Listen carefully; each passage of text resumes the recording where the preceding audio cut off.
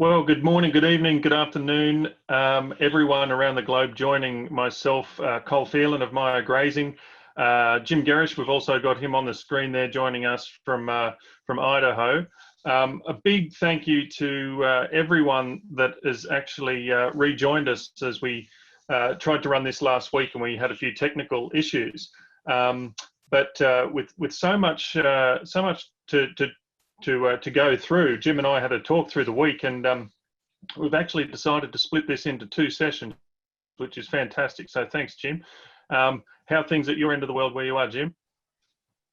It's hot, it's smoky, and other than that, life's wonderful because I'm at home and I know the equipment is going to work. Good to hear. It's good to have you on board. I'd also really like to thank Stockman Grass Farmer for helping us put this series together. And there's we have a big focus on education here at Maya Grazing, and any training and so forth worth its salt around the planet. We really like to steer our customer base and those in our community towards. And Jim's been working with Stockman Grass Farmer for a whole bunch of years now, and running a school every year, and that's been recorded and packaged up in some training videos, and access of which you're going to have the opportunity to get some access to through a bit of a deal that we're running with Stockman Grass Farmer. What I'm going to do now is I'll share my screen if I can do that successfully. I've done this a few times now, but I still struggle to get this perfect. So bear with me. I'll just bring up the screen here. So here we are.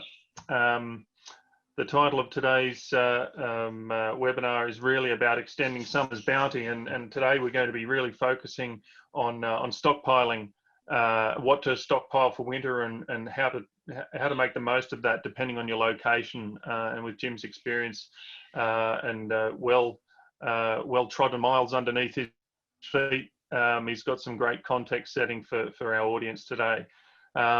So just please remember, throw any questions that you might have through to us during the course of the webinar.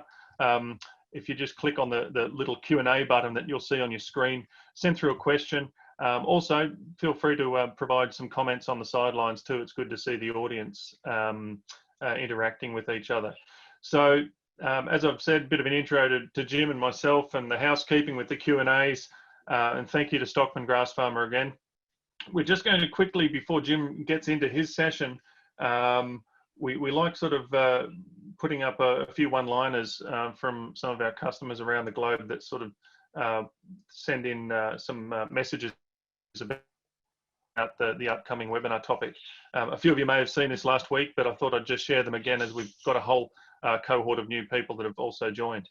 The first comment that really came in and resonated with a few of us was people really need to get confident with your pasture estimates. It sets up your it sets you up to extend your grazing season. So this is, and thanks Chuck, South Dakota, for sending that through.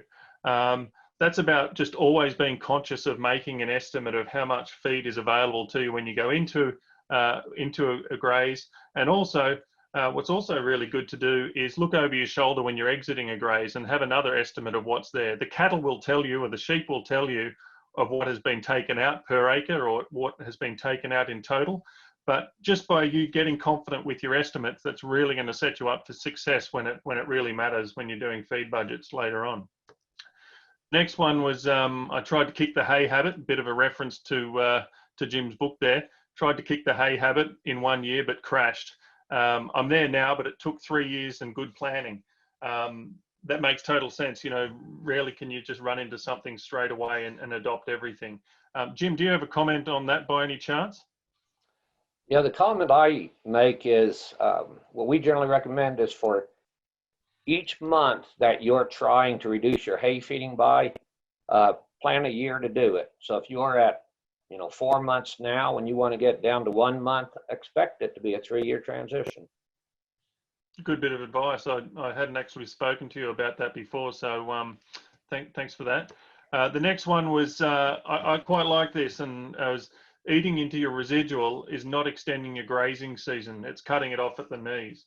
So this is really about protecting that residual in your pasture because, you know, if you're just looking at that as, oh, there's some extra feed I can graze that down to the ground, you're not planning ahead. And I guess, Jim, to your point earlier about, you know, it taking time, this is about, you know, looking beyond the initial the season that you're going into, or looking beyond the graze that you're going into. Jim, have you got anything to say on this one? Yeah, it's on topic, but not directly. What I very often say is what you remove in grazing, so that's the utilization, that's what pays your operating costs. It's what you leave behind as residual that's going to pay your overheads in the long run. Great, thanks, Jim. I think that was the last comment. We had loads of others, and I'll tell you what, we've got such a bank of fantastic comments like that coming in that intermittently we may share that with the audience anyway in some of the updates that we send through, because I actually pick up quite a bit from little one-liners that come from all around the planet. Sometimes you don't get them in context, so you sort of want to learn a bit more. But I think that might be one to slot away, and we'll do something with that in the future.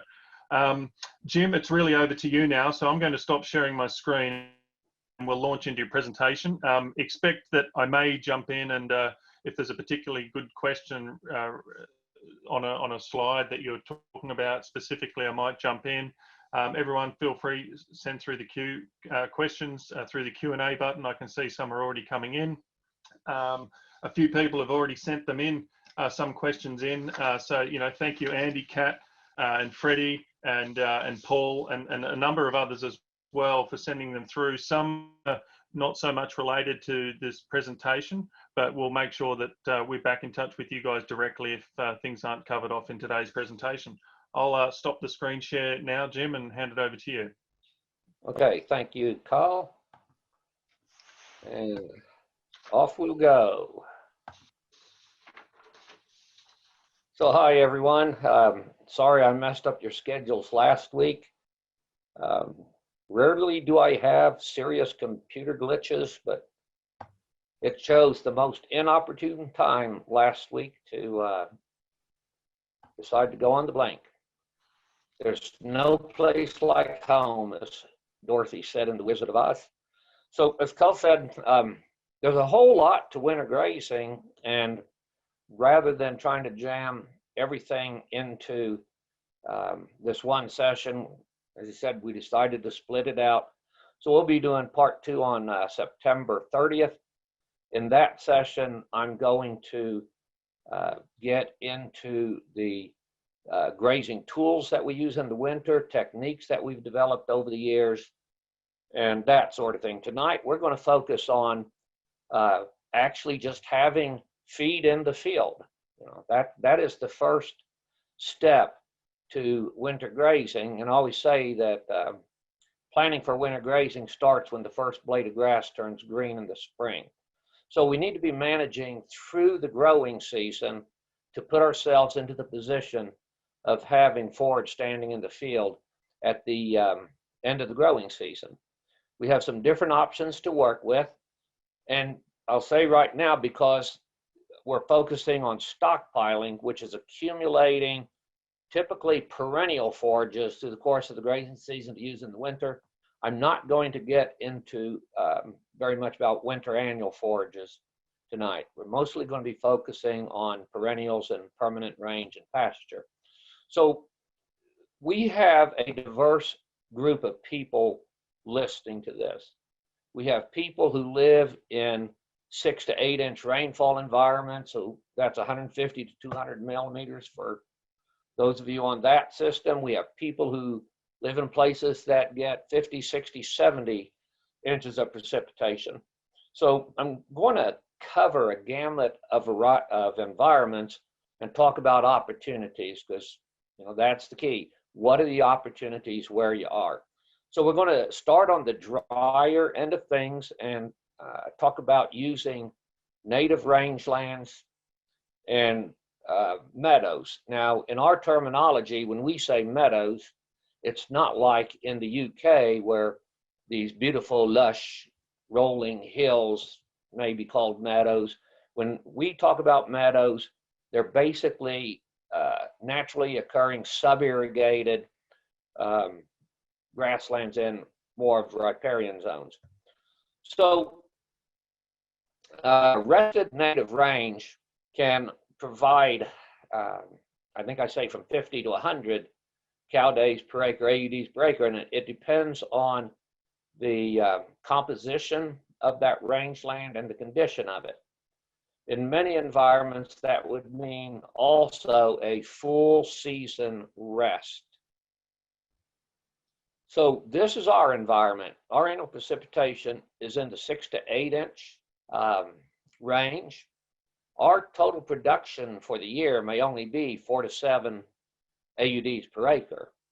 And so if we're thinking about winter as being 5 months, 150 days, you know, it's going to take 20 to 40 acres of that kind of rangeland to carry a dry cow through the winter. Believe it or not, there are little clumps of grass into that sagebrush and stuff. Now, the cows will browse some on sagebrush, but the terpene content of sagebrush limits their consumption to about 10%. So we're really relying on the little bit of grass that's down in there. So this would be, you know, really the dry end of some of our native rangeland. We can jump across the mountains, the plains, and come to the edge of the Tallgrass Prairie region. So this is near Coffeyville, Kansas, where they get 35 inches of precipitation. And this stockpiled native prairie here, it only takes 1 to 1.5 acres. And I want to emphasize, with effective grazing management. And this environment where our native tall grasses can provide 100 AUDs or more per acre, you know, 1.5 acres will carry a cow through the winter. Conventional wisdom in that part of the world, they'll talk about 6 to 8 acres of this feed to carry a cow. And that is totally due to the ineffective management that most people use on their grasslands. So in the US, we talk about short grass prairies, midgrass prairies, tall grass prairies. Canada used similar terminology. I think other parts of the world, we talk about the veld, you know, we talk about grasslands. I remember in Australia, people talk about, oh, they're out on the mulga right now. So we have different terminologies. So I've associated each of these prairie ecozones with the precipitation range. And some people are going to say, hey, I got 14 inches and I don't have short grasses, I got mid grasses. And somebody's going to say, yeah, I got 16, 18 inches of rain and all I have is these damn short grasses. So this is guidelines. It isn't the law. So species that we commonly think of in the short grass prairie would be things like blue grama grass, buffalo grass. Tall, it has low productivity, but the quality, the nutritional value of those short grasses cured out, you know, just they're in the field on the stump, can be very good feed. The challenge is the shorter the grass is, the less snow the cow's going to be willing to graze through to get at it. So these short grasses extend all the way up into southern Canada, certainly up through eastern Colorado, eastern Wyoming, on up into Canada. And so, yeah, snow can be a real problem in trying to utilize these. We go a little further east and we get a little more rain. So we get into the midgrass prairies, 14 to 20 inch, 22 inch precip. And on where we have the midgrass prairies, in the northern parts of it, they might be cool season dominant. In the southern parts, warm season dominant. And then we have an area of transition where there's a nice combination of warm seasons and cool seasons. Little blue stem, cytosgrama are, you know, two real common mid prairie grasses. West on the cool season side, there's various needle grasses, needle and thread, western wheatgrass. And these mixed cool and warm season prairies are actually some of the very best for stockpiling for winter grazing. The cool season in there becomes the protein supplement that ruminants need to be able to digest the fiber in these dormant warm seasons. Next session on September 30th, one of the things that I will be talking about is using strip grazing to budget out the protein, that is the limited amount of protein that's available in some of these stockpiled forages. And these midgrass prairies would be a classic example of where controlled grazing changes the winter dynamic from being focused on feeding a purchased protein supplement to managing grazing to budget out the protein that is in that mixture. And then we move into the tallgrass prairies. And what a lot of people don't realize that we still tend to think about the plains or just the corn belt as having been the tallgrass prairie region. But the tallgrass prairie in forest glades and in bald knobs in the Appalachians and such, and on the coastal plains, the tallgrass prairie extended all the way to the Atlantic Ocean, through Kentucky, North Carolina, up into even New York State. There were tallgrass prairies up through there. When we were on our personal farm in Missouri, we had some native remnant prairie there, and it was dominated by big blue stem Indian grass. We had little blue and side oats grama, switchgrass, a little bit of eastern gamma, a lot of the paspalums and panic grasses. So there's a lot of variety in there. But what we saw really standing up and being the best of our warm season grasses in that prairie region for winter grazing were big blue stem and Indian grass. Switchgrass was much less desirable. It matures earlier in the summer, so you tend to go into the winter if you're trying to stockpile it with a lot of stems and over mature leaves. So if you have areas that you can work with that have strong stands of big blue stem and Indian grass, that's what I really prefer for winter grazing in the tallgrass prairie. Well, these are characteristics we saw in big blue stem that made it desirable for stockpiling. It maintains reasonable palatability, especially if you have some snow on it. Cattle eat big blue stem really, really well in the wintertime. If you have snow and, of course, adequate protein going into the rumen. For dry pregnant cows, it can be adequate feed without supplementation, and it seems to stand up pretty well through ice and snow, so it's weather resistant. It is a durable stockpile crop. This has gone back further west, and it's just emphasizing that in these lower precipitation environments, it pretty well takes the full season's growth to give you a good pile of stockpile out there for winter grazing. So on the right side of this picture, some of you know me well enough to know that I have a real problem with left and right, so I have to think about it. So on the right side of the fence, and that is a different ranch, it's been grazed all summer. They have no winter grazing opportunities out there. That's one of those places that'll be feeding hay for 5 months of the year. On the left side, that ranch used to feed hay for 5 months of the year, and they got it down to typically 30 to 45 days. Some winters, no grazing. And it's because they changed their stock policy, their management, to they're allowed to rest some of their range for a full growing season and then have an abundance of feed. When they first, this particular ranch, this is up in north central Montana, when they first started trying to winter graze on their range, they were harvesting, and this is rough fescue country, they were harvesting 10 to 15 AUDs per acre. They're up in the 40 to 50 AUDs per acre range now. So it takes a lot fewer acres to winter a cow.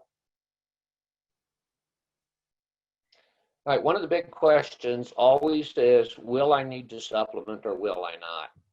And the type of animal that you are trying to graze makes a difference. There are range type cows and there are cows that don't work well on the range. Big cows without a lot of body depth and rumen capacity are not good range grazing cows. Cows that calve on green grass, a few weeks after spring growth has commenced, they don't have the same nutritional demands as a cow calving in February. You can't go on to dormant ranged land like where these cows are standing and calve in February and not expect to have to feed them a ton of feed.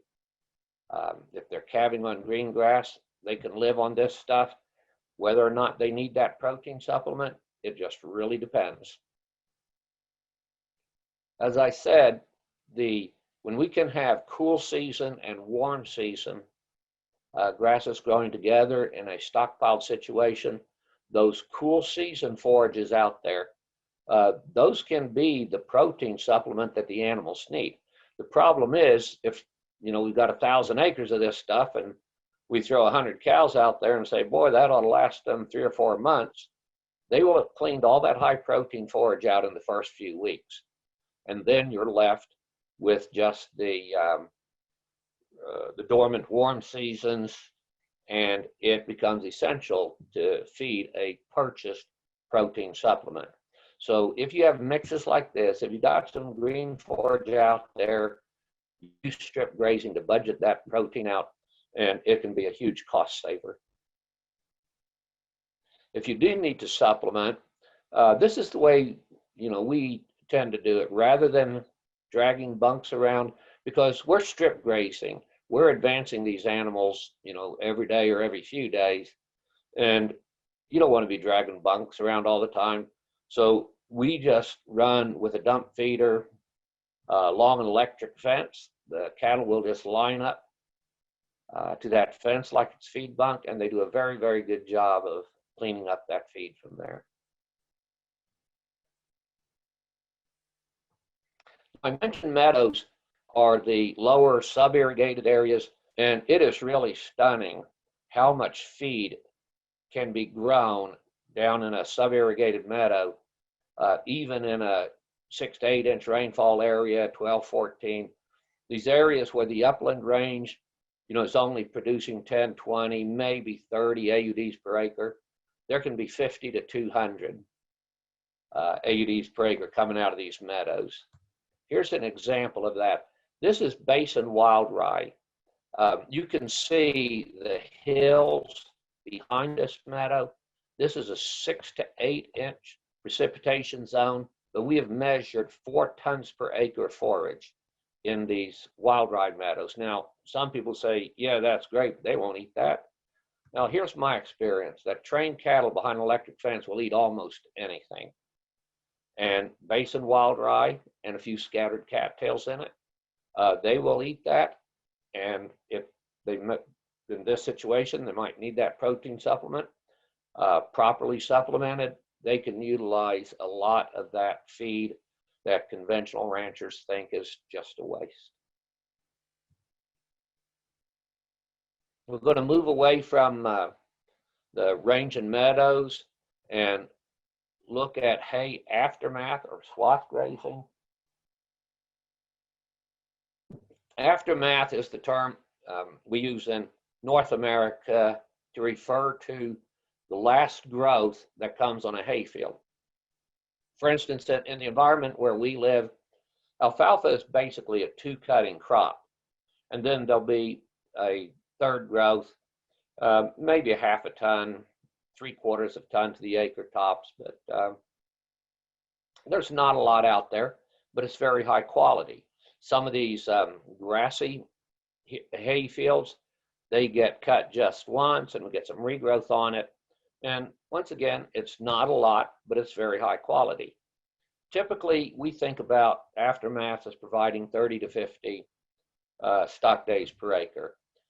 Why do we think in those terms? Because most of your neighbors, if there's anything more than potentially 50 cow days per acre out there, they'd have the swather running again and they try to bale it up. So it's generally something less than a economically harvestable crop. As I said, very good quality. You know, dry pregnant cows, they will do great on this with supplement. Early in the winter, this is good stuff to wean calves on. So if you're doing a pasture weaning, these hay regrowth fields, these aftermaths are a nice place to wean calves, growing stock. You know, if you've kept some yearlings later into the season and you want to keep them growing, this is a good place to go with them. Now, swath grazing is a kind of specialized technique that works in certain areas, but it does not work everywhere. And I'll show a map a little bit later on of where swath grazing tends to work. So we do, there's two situations where I think swath grazing is really valuable. One is if you are in deeper snow country, rather than leaving the forage standing and the animals, you know, having to battle through the whole field of snow, if we put forage into a swath, and especially if we make it into a fairly large windrow, you know, in Canada, they talk about their cows grazing through 3 and 4 feet of snow because they're accessing these great big swaths under there. And once they find a swath, then it's a matter of just eating and working their way up that swath rather than as it's trying to plow out the whole field, you know, with their noses. And then the other situation is where you want to preserve the quality of the forage, because swathing, and especially if you get snow on it, I love, you know, cutting swaths and then getting snow on it that stays for 3 or 4 months. That just really preserves the quality of that forage.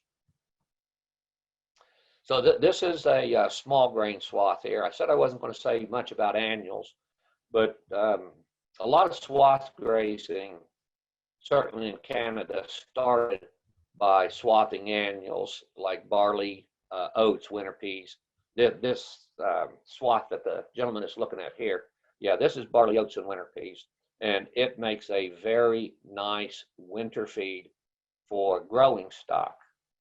And it can be used for months and months because it's the quality of the forage, the day it was cut, pretty well, it just cures and it's locked in there.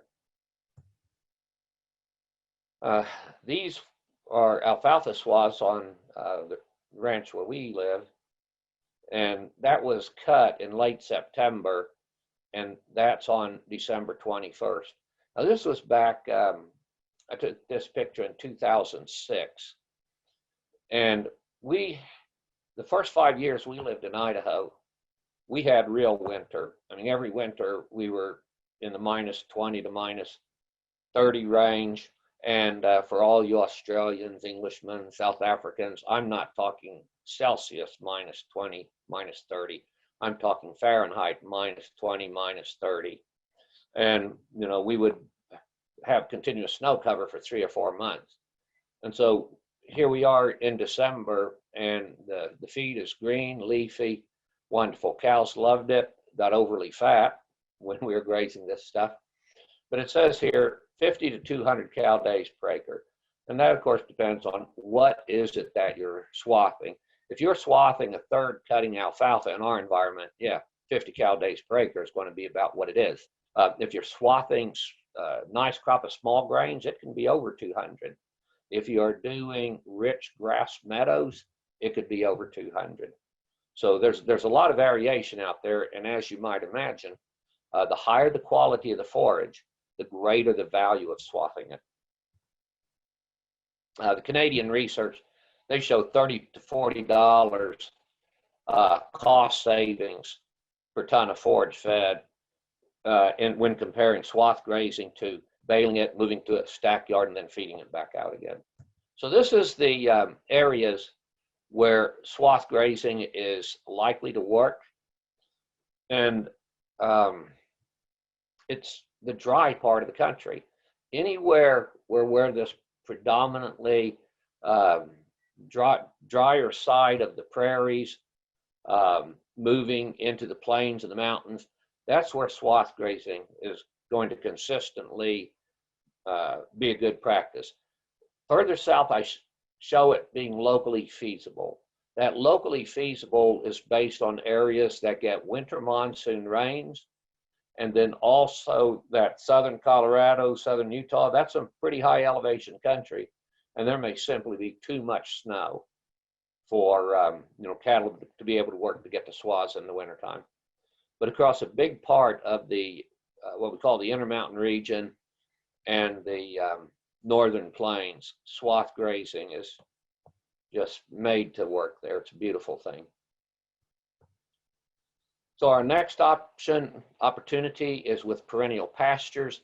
And so now we're getting more to you guys and gals in the Midwest, the South, the eastern part of the country, and any of the more temperate regions of Australia, South Africa, South America.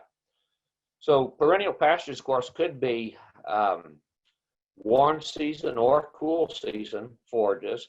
Now, stockpiling is simply accumulating forage in the growing season for use in the dormant season. You can stockpile anything, but there are some species that are just better than others. When we look at common cool season pasture grasses, this is how they kind of sort out. Tall fescue is just the top of the list. When we were in Missouri, I used to always say there's 5 good reasons for growing tall fescue, and those are November, December, January, February, and March. And all you guys and gals in the Southern Hemisphere just flip those months around. And then meadow brome grass is almost as good as tall fescue. We see a lot more meadow brome used in the northern plains and on into the Rocky Mountain region. Then we get into things like quackgrass, western wheatgrass, orchard grass, orchard grass. Those grasses are pretty good if they're mixed with fescue or meadow brome. If all you have is timothy, smooth brome grass, yeah, cows can eat that stuff if you're, disciplined enough to make them do it.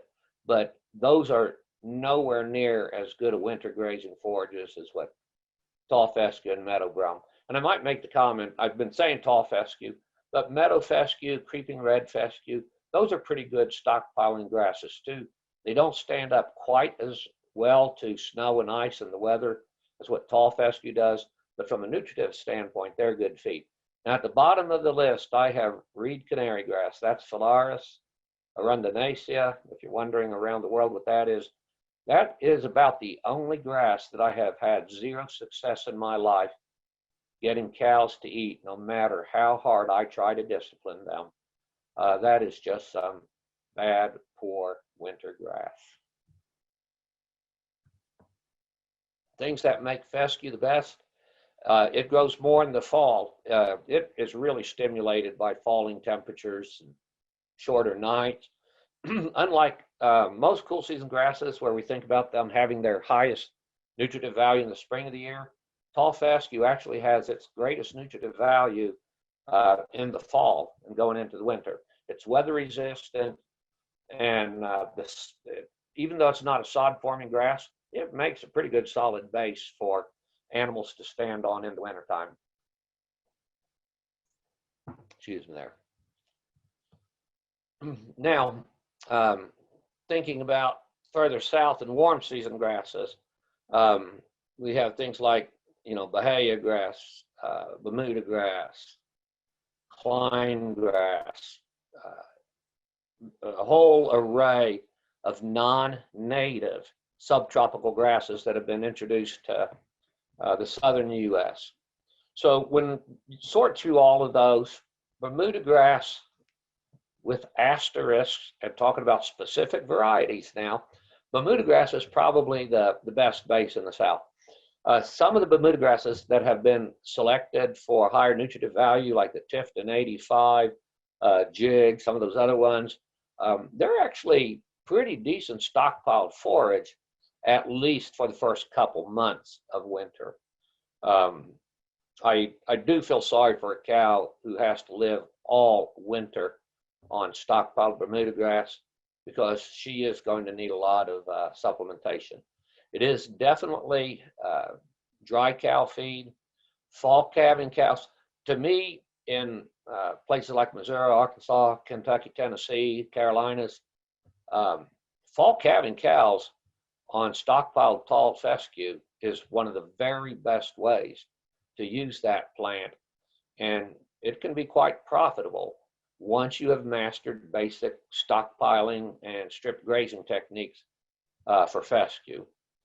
Fall calving cows on stockpiled Bermuda grass pastures probably is not a paying proposition for very many people, because not only will you need to supplement with protein like it says here, they will also need additional energy as well.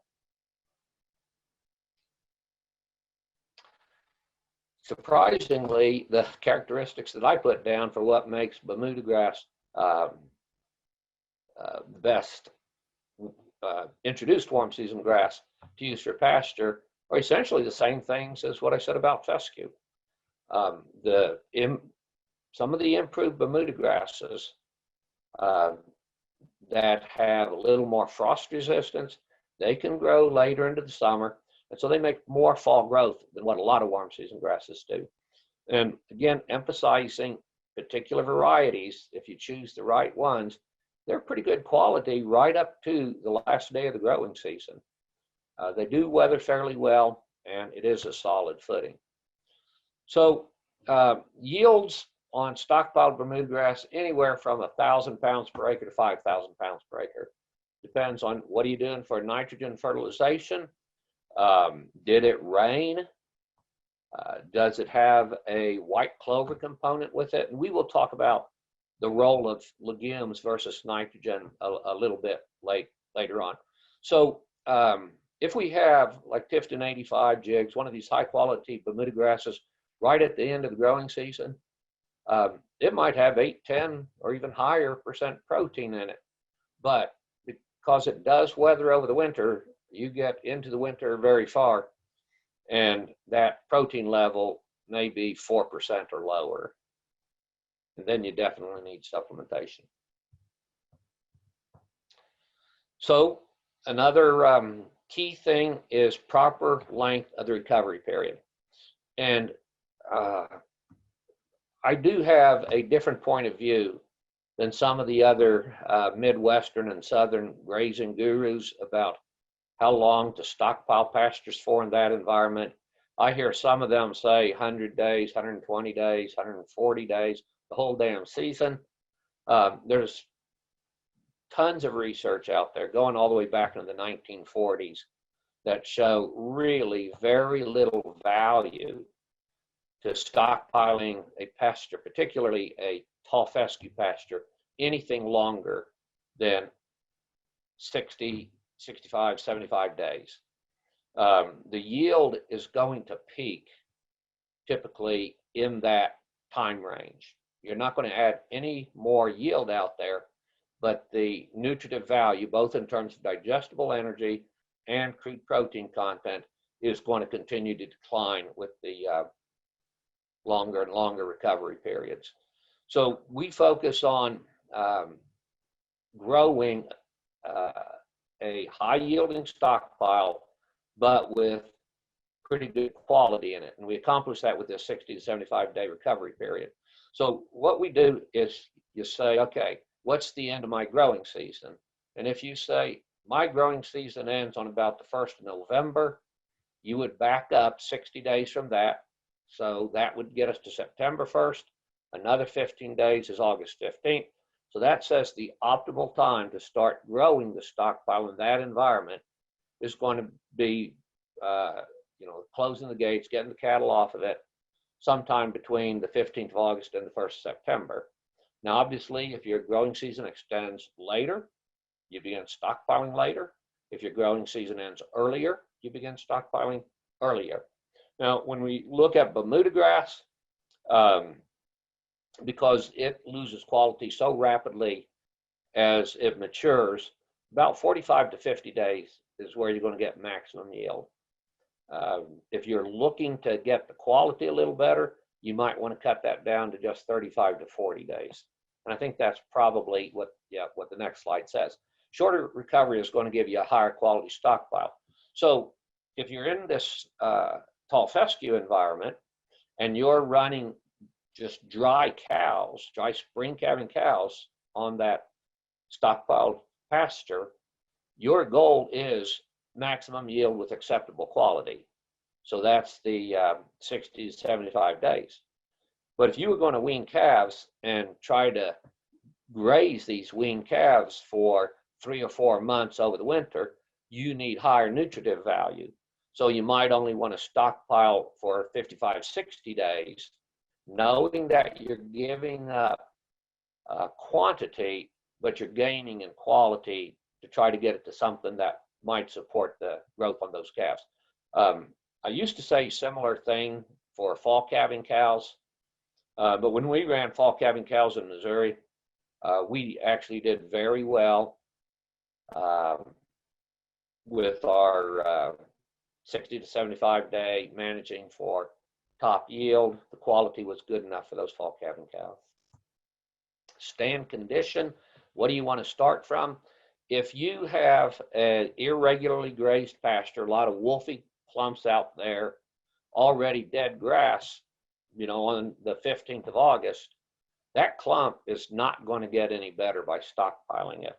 So we like to graze or even clip the pasture down to about 3 to 4 inches.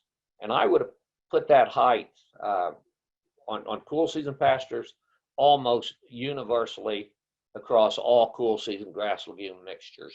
That's a little shorter than what we might graze it to if we were looking to be coming back to it in the growing season.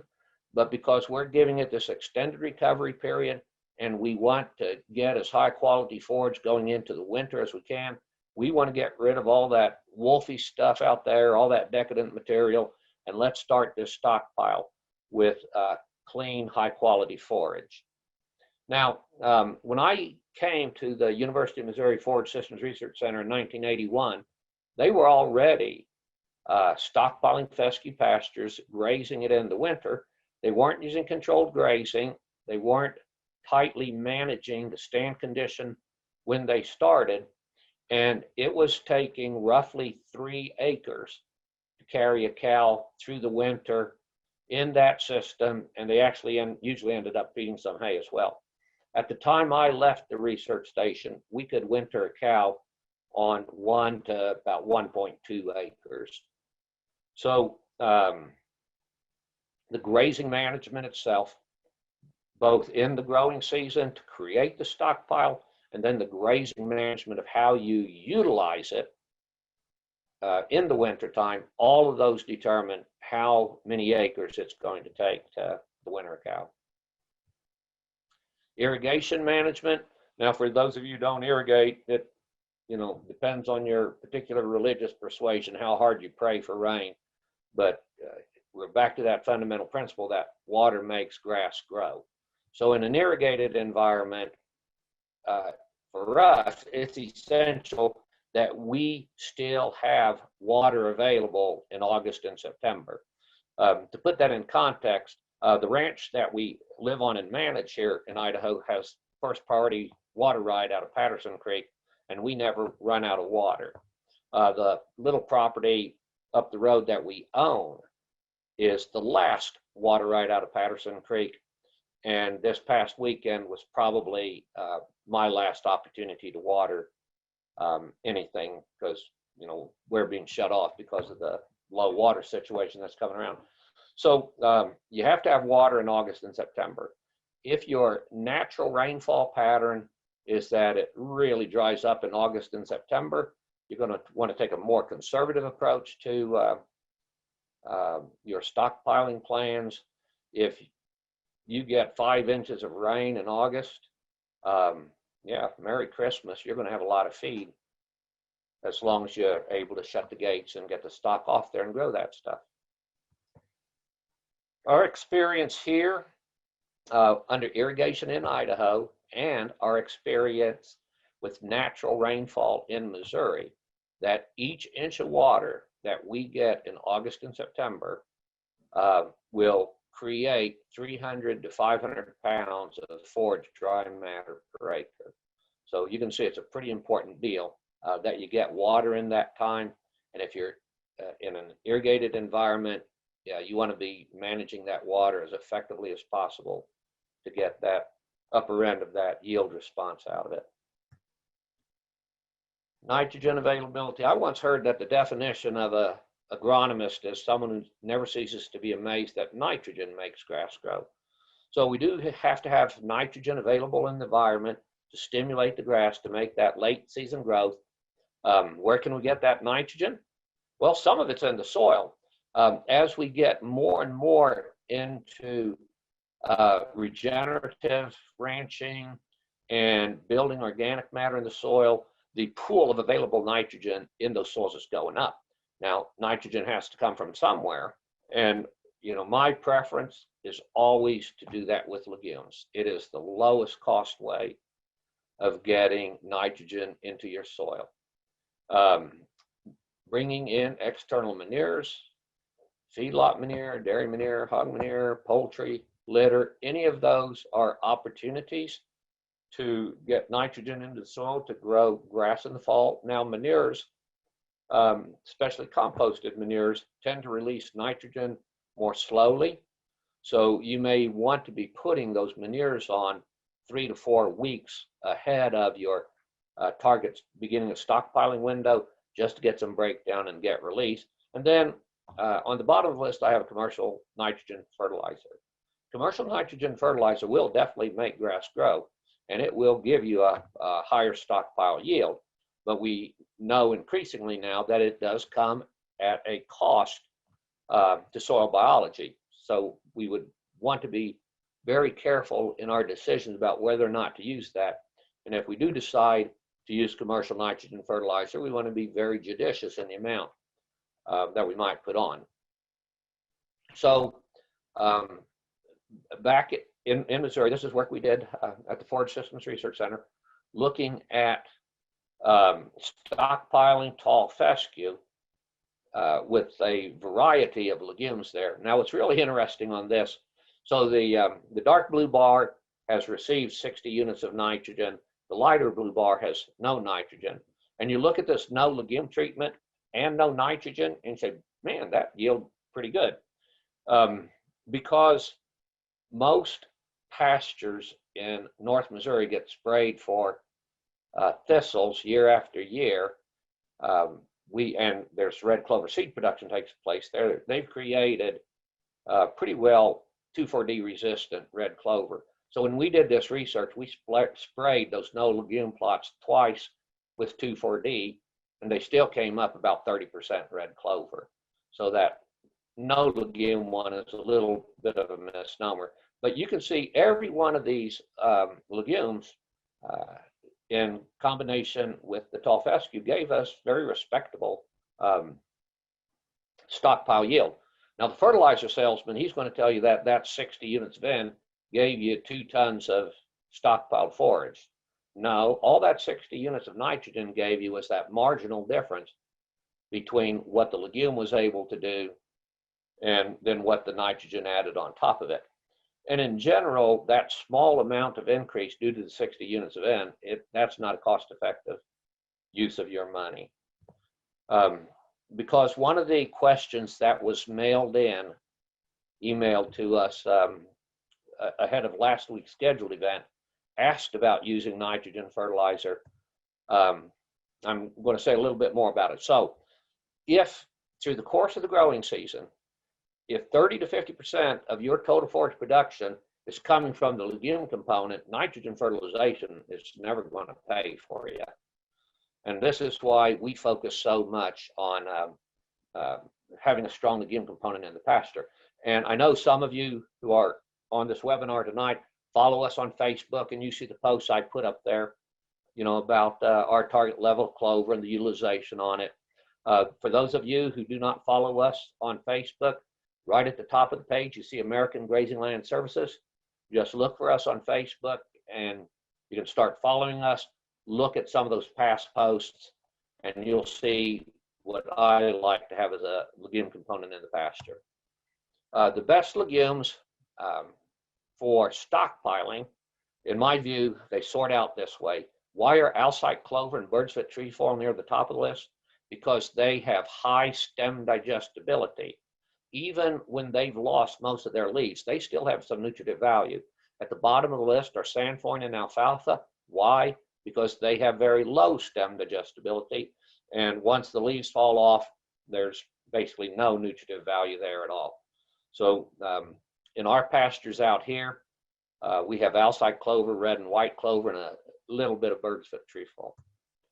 So this was a nitrogen efficiency study we did in Missouri, and you can see it was, almost 20 years ago. But you know what? The basic relationships don't change. It's interesting that there's a near linear response to the nitrogen up to 100 pounds per acre. We were typically recommending about 40 units of nitrogen as the application rate for stockpiling. But so if you look at this yield response, the conversion efficiency was about 20 pounds of forage per pound of nitrogen applied. And that's a pretty good response. If we put it into the context of the cost of the nitrogen, this is how it sorts out. So I did this table many, many years ago when, I think it was in the mid 90s, when nitrogen fertilizer went from about 25 cents a pound to 35 cents a pound. And our farmers were wondering if they could afford to put that nitrogen on for their stockpile. So I had to look at the response here. Right now, in most of the U.S., nitrogen fertilizer is about 45 cents a pound. And based on a 20-pound forage yield per pound of nitrogen applied, I've just calculated it out to what is the cost for an additional ton of feed based on the price of the nitrogen fertilizer. So today at 45 cents a pound for nitrogen fertilizer, a ton of additional feed is costing $45.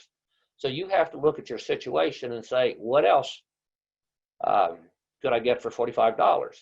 If any kind of hay is costing you $100 a ton, suddenly putting nitrogen fertilizer on your fescue looks pretty good. But if you can alternatively rent corn stalks from a neighbor, and it works out to be, $25 per ton of harvested, grazed corn stalks, then no, it doesn't make any sense to put nitrogen on your stockpiled fescue. We're just about to wrap this up, so obviously I'm ending it with one of those classic "it depends" answers. So we are now ready for questions and comments. So I'll turn it back over to you, Carl, with the red button at the top of my screen. There you go. Great, thanks, Jim. I think I've just successfully turned my microphone back on and camera back on. Give me the thumbs up if that's the case, Jim, please. I can hear you. Okay. Well, fortunately, unfortunately, everyone else can as well. So we've got plenty of questions that have come through, which is great, and there's been a lot of chat on the sidelines as well, which is fantastic. I might just jump onto a couple of really quick ones there. There's one clarification Mark sent through. He said, did I hear Jim say that Phalaris is one of the only grasses not suitable for stockpiling? Was that one of your comments, Jim? That was one of my comments, but it was specific to Phalaris arundinacea. I know in South America, and I believe in Australia also, there's numerous Phalaris species different from the one that we have. And I've been on some of that Phalaris range in South America, and it is quite a different grass than the one that I'm talking about. So this is why sometimes we have to use the genus and the species in these conversations so we know exactly what we're talking about. Yeah, great. No, I agree. Thanks for that, Jim. Another one was quick one was talking about moving electric fencing into frozen ground and wondering how viable that is, I guess, when going through the swaths or Okay. Yep. We will talk specifically about that in the next session in the tools and techniques. So over the course of the last 35 years, we have evaluated almost every step-in post manufactured anywhere in the world for use in winter grazing. The only post that I have found that I just have consistent good performance from is the true O'Brien tread line. There are several knockoffs on the O'Brien tread line post. None of them perform in the winter the way that the true one does. And the reason why, the spike on the bottom of an O'Brien post is a 3/16 inch high tensile rod. None of the other knockoffs have as strong a spike. They just fold up under your foot. So no, I don't just easily push it the full 4 or 5 inches into the ground, because we're moving fences regularly. It only has to be up to, typically my fences in the winter are only up for 48 hours. So it's a rocking motion I use with my foot to get it to go in there. And, you know, if I get it 2 inches into the ground, that's good enough. Some step-in posts have 3/8 inch diameter rods, and they're typically cold roll, not high tensile. If you remember the water flow principle of double the diameter, you quadruple the water flow. Same thing applies to resistance to posts. Double the diameter of a spike on a step-in post, and you quadruple the resistance to getting that into the ground. Now, I saw it flash across the chat. Caleb Melhoff, hi Caleb, good to see you again, said something about using a cordless drill, you know, to make a hole to put those in. There's been a half a dozen times. I started using the O'Brien post in 1987, and there's been a half a dozen times over all those years when I thought I was desperate enough I was going to get the cordless drill, but my foot always prevailed. I have never in 37, or no, that'd be 33 years of winter grazing using O'Brien posts have I ever resorted to the drill. Okay, well, I think O'Brien's posts are probably going to sell out off the basis of that, but we'll do more on that sort of stuff in the next session about tools and techniques. Just call Galen; he'll sell them to you. Yeah, I'm sure he will. I'm sure he will. Now, another one, do you ever worry about problems with endophyte bloat associated with frost with legumes and fescue?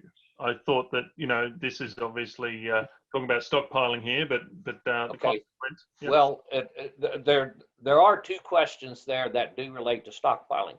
The interesting thing about endophyte toxicity in tall fescue is it diminishes in response to cold weather.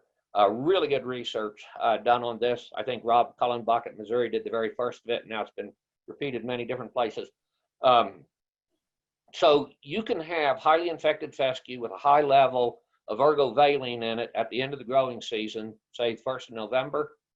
And if you really have a lot of freeze thaw action going on, by middle of January, the ergovaline level is down to a non-toxic level. That's another one of the things that makes using stockpiled fescue in the winter as a primary forage a real good deal.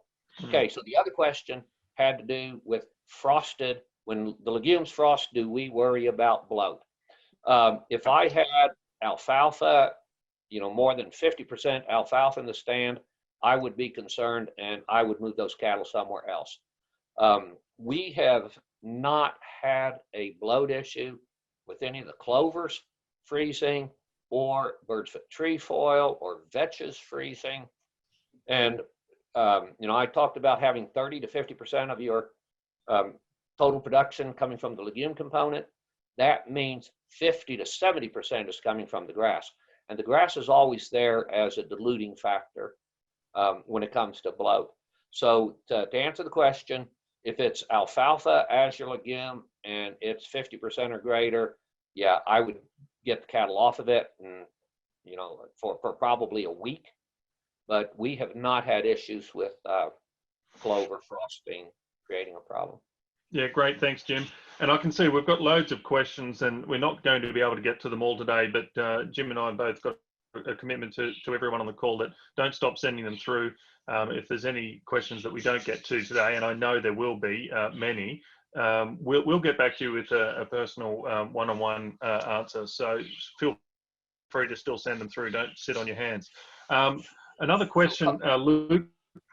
Yes, Jim. So if I can ask, I know after one of the sessions, I wrote written responses to all the questions, that Sheeta had collected. I presume those are posted on the site somewhere, or not? Because that, Well, all these questions, people probably want to hear all the answers, and we can do that written response thing again. If you can post it where it's accessible. yeah, I think that's a great idea, Jim, and I'm sure that everyone would benefit from getting answers to these questions, whether it's entirely relevant for you right now. So something that we've talked about, Jim, and if you're open to it, is you and I could just run another little one-on-one session and record it. It's probably easier than writing it, and we'll do that, and then we'll send it out to the group. So that's a good point. So we'll make sure that every question is available and every answer is available to everyone. One just came in from Luke from Michigan. In moister freeze-thaw winters, does swath work better than standing forage? I've got no idea. Neither of them work for me personally. I wouldn't eat either of them. And I don't know how harsh a Michigan winter is, but I suspect it's harsher than anything I've experienced. What's your view on that, Jim? Yeah, I think in a wet environment like Michigan, if you have actual freezing and thawing going on, your swaths would just rot. I don't, and maybe there's someone else that's had a different experience, but you get to the eastern half of the U.S. and the value of swath grazing pretty well vanishes. Yeah. Okay. Great. Now, one's coming from Daniel. Daniel's based in northeast New Mexico, ranch up around 6,700, 7,000 feet elevation. He gives a little bit of context and then asks the question, is the value of winter grazing cool season grasses like brome and wheatgrass dependent on a little bit of protected green down at the bottom of the plants? Is it not of very little value if it's only dry dormant material? Okay, he said brome grass, and now I've got to split hairs again. If we're talking smooth brome grass, if there's no green and it's fully dried, it still has some nutritive value, primarily in the energy form, and it may need a protein supplement. If, on the other hand, we're talking about meadow brome grass, the leaves on meadow brome, you can see no sign of green, all brown leaves, and it'll still have very good nutritive value. Yeah, great. Andy from East Central Alabama, thanks for joining the call and for sending a question in. Just a two-liner. I have a partner who resisted the change to rotational grazing, so I didn't start until June of 2020, so only a few months ago. Now, what options do I have for winter grazing other than planting cool season annuals? Okay, being in Alabama, there is still quite a bit of growing season down there. And so if you have gotten your pastures subdivided and then you're doing controlled grazing now, you should be able to start dropping some of them out of the rotation to begin stockpiling.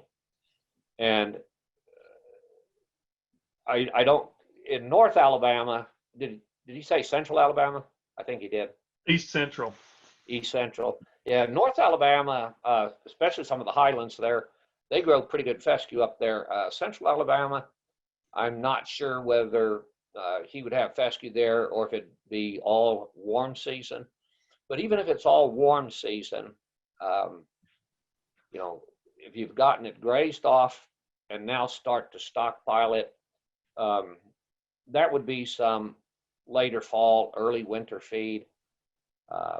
If it's Bahia grass rather than Bermuda, Bahia isn't very good for stockpiling. And if I were in that situation, I would probably be thinking about going ahead and seeding some winter annuals. Okay, thanks, Jim. one from Neil, and you must excuse my pronunciation of this particular grass, but is it Bahia grass or Bahia? Bahia. Bahia. Bahia. So yeah, Neil has asked, how does Bahia grass do for stockpiling? Not very good. There you go, Neil. Sorry about that. Yeah. You know, if it would graze down tight, you know, 35, 40 days before the end of the Bahia growing season, and hit with a little bit of nitrogen to up the protein content, it'd be a little better. If it has white clover growing with it, it's a little better. But if it's rank old Bahia grass, it's not worth a darn. Great, thanks for that. I mean, and that's the point. You know, these are great questions coming through, and you know, even those little nuances of, okay, well, it all depends, and just getting that bit of a response of you know, it depends is a really good. It creates context and value for the audience. So really appreciate that question coming through. The next one was a bit of a Maya grazing question, and not so much related to stockpiling, but it was from Kat in Texas. Thanks for getting in touch. It was just about Maya grazing actually being applicable for those that also have irrigation or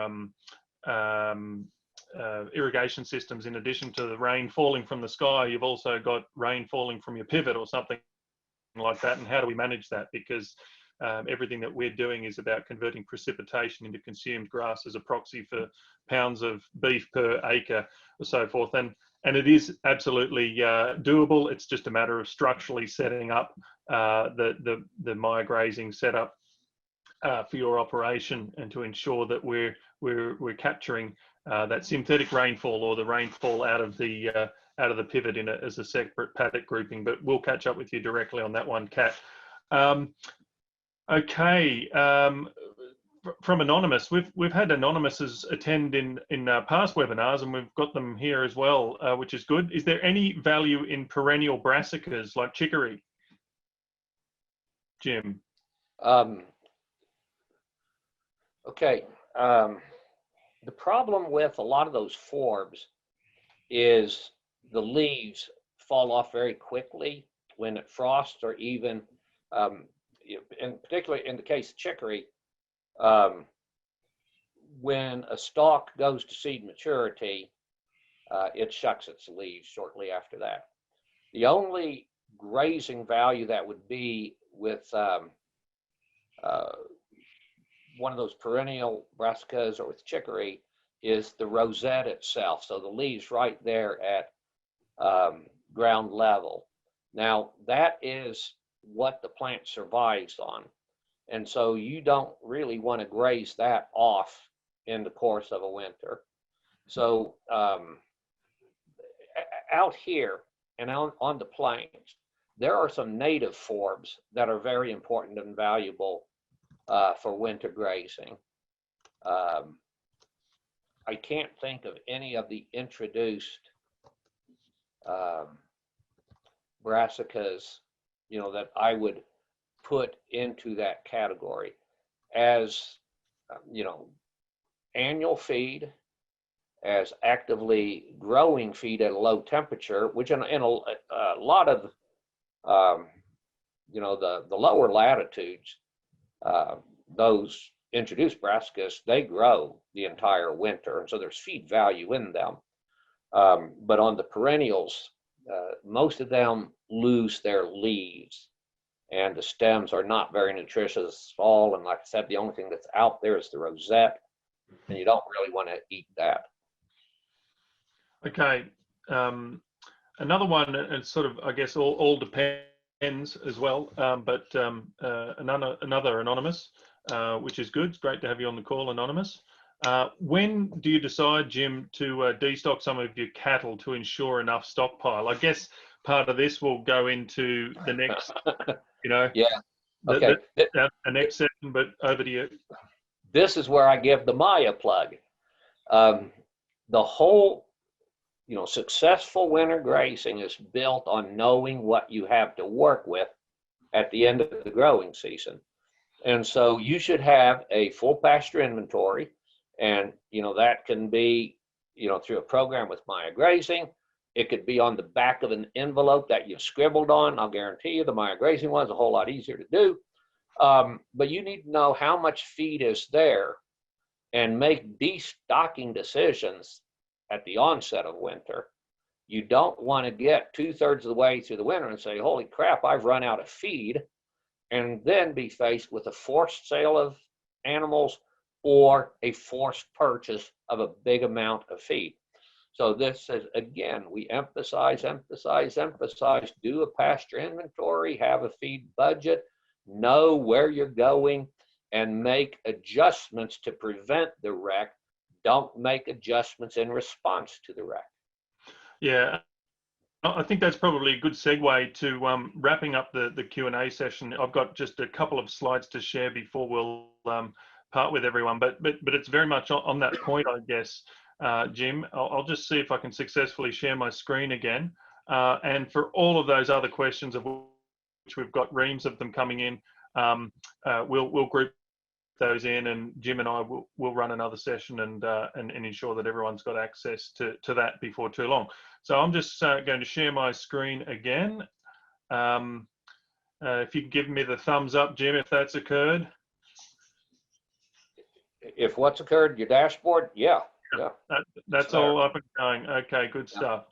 So I just need to learn to drive this webinar a little bit more, but more practice, more perfection, I guess. But it's all about the planning, I guess. And Jim just talking about, when do we make those decisions? What I thought I'd do, and I showed this last week when we had a little bit of a false start, but if we know at any one particular time of what pastures, paddocks, whatever you want to call them, camps, if you're in South Africa joining the call today. Oh, camps, that's the one I forgot. Camps, that's right. Yeah, We've got all the lingo, but I'm still not up on the German pasture names, etc. But we've got a whole bunch of customers over there too, so I need to do that. But if we know the actual herd that we need to be taking through and know their demand, and we know the actual pastures that are in front of us, and we know the estimates of our forage that's available to us, and we're looking at this as a bit of a burn down sort of scenario now, of which you by having an estimate. And just at the start of this presentation, we talked about the importance of just having an estimate of what is here in this pasture in front of me before I go into a graze, and then what is left in there. You'll get into a position where these numbers actually really start to mean something. So if we know what pastures we're going to be going through, we have an estimate of how much feed that we've got in those pastures. Maya Grazing is able to calculate, taking into account the residual that you want to protect. What is the proportional grazing period for each of these pastures? You may choose to, within Billy's 11 and Billy's 12, to do some hot wires and strip grazing within that 7.3 days or 17.9 days. But this is how you can very easily attribute a proportional graze to those defined units of measure or those pastures. And very quickly, by using a tool like Maya Grazing or spending hours on a calculator and doing it with spreadsheets, you can start to work out, well, based on the amount of feed that I need to actually get through this period of time, and how much I've got available to me. Here we're seeing that we're going to be eating about 75% of what's available to us. So there's a whole lot more in the planning, and we'll probably do a little bit more on this sort of next time, but there's ways and means for you to be able to have a running start at going into your winter grazing and knowing when you can make those destocking decisions.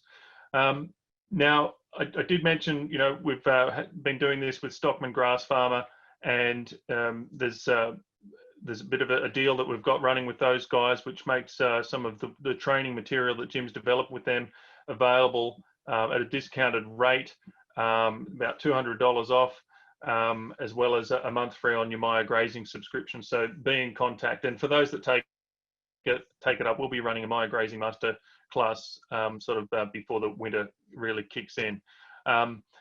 Now, for those that actually haven't gone on to and seen the Stockman Grass Farmer videos that Jim has got available, I've had access to those myself. I thought I'd just throw up a screenshot with a couple of sort of a bit of an indication of some of the material in there.